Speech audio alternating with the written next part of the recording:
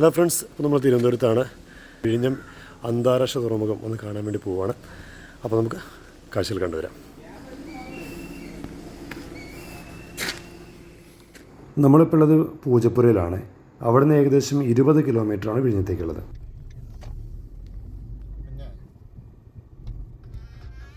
ഇത് NH 66 ആണ് കേട്ടോ. ഇവിടേക്ക് ഏകദേശം പണി കഴിഞ്ഞിട്ടുണ്ട്. നല്ല സൂപ്പർ റോഡാണേ.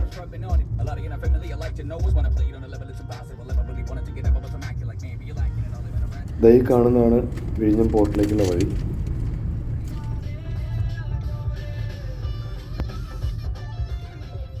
ഇതാ കാണുന്നതാണ് വിഴിഞ്ഞം തുറമുഖം.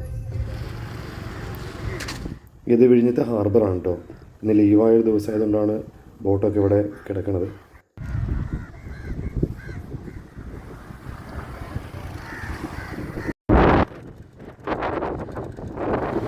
എനിക്ക് പുറകിൽ കാണുന്നതാണ് കുറച്ച് ദിവസം മുമ്പ് കേരളം ലോകത്തിന് സമ്മാനിച്ച വിഴിഞ്ഞം അന്താരാഷ്ട്ര തുറമുഖം. നമ്മുടെ രാജ്യത്തുള്ള മറ്റ് തുറമുഖങ്ങളിൽ നിന്നും വിഴിഞ്ഞത്തിനെ വ്യത്യസ്തമാക്കുന്ന ഒരുപാട് കാര്യങ്ങളുണ്ട്. അതിൽ പ്രധാനപ്പെട്ട ഒരു കാര്യമാണ് രാജ്യാന്തര കപ്പൽ പാതയിൽ നിന്ന് ഏകദേശം 10 നോട്ടിക്കൽ മൈൽ ദൂരം മാത്രമാണ് വിഴിഞ്ഞത്തേക്കുള്ളത്. അതായത് ഏകദേശം ഒരു 18.5 കിലോമീറ്റർ മാത്രം. അതുകൊണ്ട് തന്നെ ഒരുപാട് കപ്പലുകൾ എത്തിച്ചേരാനുള്ള സാധ്യത വളരെ കൂടുതലാണ്. പിന്നെ ഏകദേശം ഒരു നോട്ടിക്കൽ മൈൽ സ്വാഭാവിക ആഴമുള്ളൊരു പ്രദേശമാണത്. അതായത് വലിയ രീതിയിൽ ഡ്രഡ്ജിങ്ങോ മറ്റു കാര്യങ്ങളൊന്നും വേണ്ടി വരില്ല. പിന്നെ രാജ്യത്തെ തന്നെ ആദ്യത്തെ സെമി ഓട്ടോമേറ്റഡ് തുറമുഖമാണിത്.